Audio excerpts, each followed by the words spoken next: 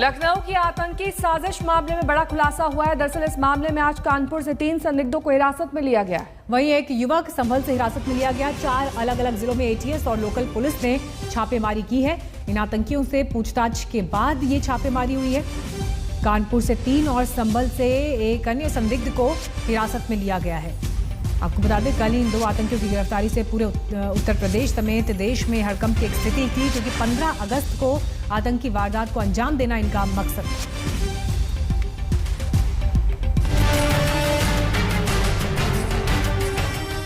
वो 7 चेहरे रच रहे थे सबसे बड़ी साजिश। साजिश 15 अगस्त पर धमाके की। साजिश थी पूरे यूपी को दहलाने की। साजिश थी स्लीपर सेल के हमले की। साजिश थी ट्रेन को टारगेट करने की। बेहद खौफनाक प्लान था आतंकियों का। लखनऊ के एक कोने में इसी इमारत में बैठकर पूरी साजिश का सूत्र रचा गया। निर्देश पाकिस्तान अफगानिस्तान बॉर्डर से मिल रहा था, यानी यूपी को गहरा जख्म देकर हिंदुस्तान में हड़कंप मचाने की तैयारी थी। लखनऊ में चिन्हित कर एवं उन्हें नियुक्त कर अल कायदा का मॉड्यूल को खड़ा किया गया है। यह मॉड्यूल अंसार गजवातुल हिंद, जो कि अल कायदा का ही एक अंग है, के अंतर्गत आतंकी घटनाओं को अंजाम देने के लिए तैयार किया गया है।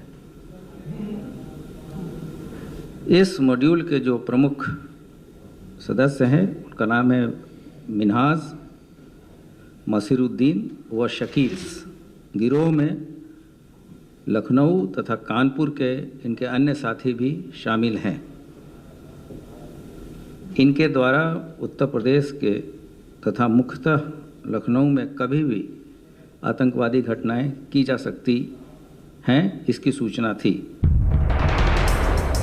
वक्त रहते यूपी एटीएस ने आतंक के इस ताने बाने को तबाह करने की ओर पहला प्रहार किया। कई घंटे ऑपरेशन चला और लखनऊ में 2 दहशतगर्द गिरफ्तार कर लिए गए, जबकि शाहिद नाम के एक आतंकी समेत 5 संदिग्ध फरार बताए जा रहे हैं।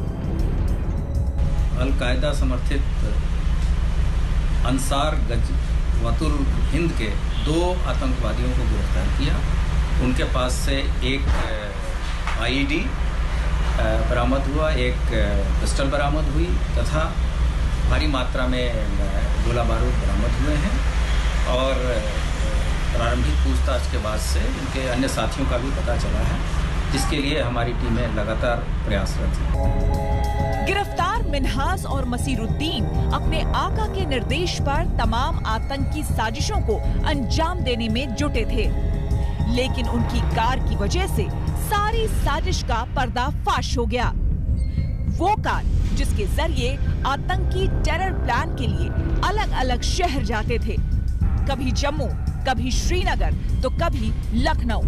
लेकिन कार की लोकेशन के आधार पर जम्मू एटीएस ने सुराग जुटाए, यूपी एटीएस से मदद मांगी और जांच में सब कुछ शीशे की तरह साफ हो गया।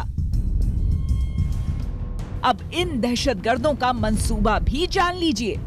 अलकायदा से जुड़े आतंकी पूरे यूपी को दहलाना चाहते थे। सूत्रों के मुताबिक सीरियल ब्लास्ट वाली साजिश को 15 अगस्त को अंजाम देना था। साथ ही आतंकी ट्रेनों को भी टारगेट करने की तैयारी में थे, ताकि यूपी बिहार के मजदूरों को निशाना बनाया जा सके।